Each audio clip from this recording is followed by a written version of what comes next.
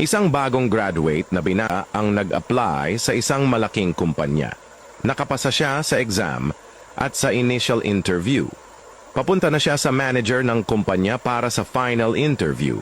Bumilib ang manager sa kanyang resume kaya nagtanong ito. Scholar ka ba sa school mo? Sumagot ang binata, hindi po. Magulang mo ang nagbabayad ng tuition at expenses mo? Opo, sagot ulit ng binata. Ano ang trabaho ng tatay mo? Karpintero po. Ang nanay mo may trabaho din? Tumatanggap po ng labada at plansahin sa bahay. Pinalapit ng manager ang binata at sinabing ipakita nito ang kanyang mga kamay. Lumapit ang binata at ipinakita ang kanyang malambot at makinis na mga kamay. Tumutulong ka ba sa pagtatrabaho ng mga magulang mo? Hindi po. Ayaw nila ako patulungin dahil gusto nila na mag-focus ako sa pag-aaral. At isa pa, mas gamay na nila ang trabahong iyon kesa sa akin. Baka magkamali lang po ako. Sinabi ng manager, sige, bumalik ka bukas para sa ikalawang set ng final interview. Pero, pag-uwi mo ngayon sa bahay, gawin mo itong sasabihin ko sa'yo. Hugasan mo ang mga kamay ng tatay at nanay mo. Kapag nagawa mo ito, ay bumalik ka bukas para sa final interview. Naramdaman ng binata na malaki ang pag-asa niya na makuha ang trabahong gusto niyang makuha. Pagka-uwi niya, ay sinabi niya sa nanay at tatay niya na huhugasan niya ang kanilang mga kamay. Nagtaka ang kanyang mga magulang.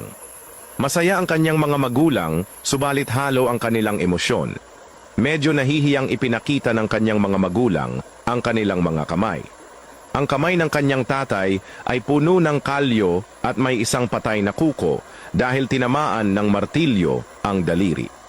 Ang kamay naman ng nanay ay magaspang at may sugat dahil sa pagkukusot ng mga labahin.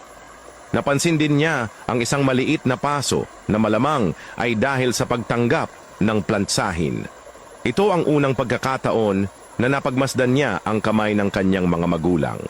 Ang mga kamay na nagtatrabaho araw-araw para matustusan ang kanyang pag-aaral. Ang mga kamay na nagbabanat ng buto para magkaroon ng pagkain sa kanilang hapagkainan.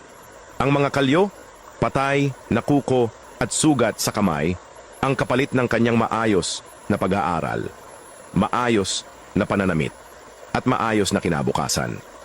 Pagkatapos, mahugasan ang mga kamay ng mga magulang, ay siya na mismo ang nagligpit ng mga gamit ng kanyang tatay. At siya na din ang nagtiklop ng mga damit na pinaarawan ng kanyang nanay mula sa sampayan. Siya na din ang naghugas ng pinagkainan. Matagal nagkwentuhan ang pamilya ng gabing iyon. Kinabukasan, maagang nagpunta ang binata sa opisina ng manager. Pagpasok ng binata ay naabutan niya ang manager na nagkakape. Napansin ng manager ang nangingilid na luha sa mga mata ng binata nang kanya itong tanungin. Sige, ikwento mo sa akin kung ano ang ginawa mo sa bahay ninyo at kung ano ang natutunan mo. Sumagot ang binata, hinugasan ko po ang kamay ng aking tatay at nanay at ako ang nagligpit ng mga gamit nila sa pagtatrabaho. Ngayon naiintindihan ko na, kung wala ang aking mga magulang, ay wala ako ngayon sa ganitong estado. Nung tinutulungan ko po ang aking mga magulang, ay na-realize ko na mahirap palang gumawa ng nag-iisa. Napagtanto ko ang kahalagahan ng sakripisyong ibinibigay nila sa akin. Hanggang sa ngayon, magmula nang ako ay bata pa dahil sa kanilang labis na pagmamahal sa akin, nagagawin ang lahat ng makakaya kahit na sila'y nahihirapan ay kanilang tinitiis.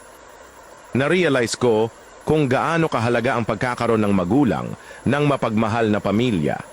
At bilang ganti ay nais kong ako naman po ang maging gabay nila sa pagtanda. Pagkarinig nito ay kinamayan ng manager ang binata. You are hired. Pahalagahan natin ang ating mga magulang. Dahil kung wala sila, wala din tayo.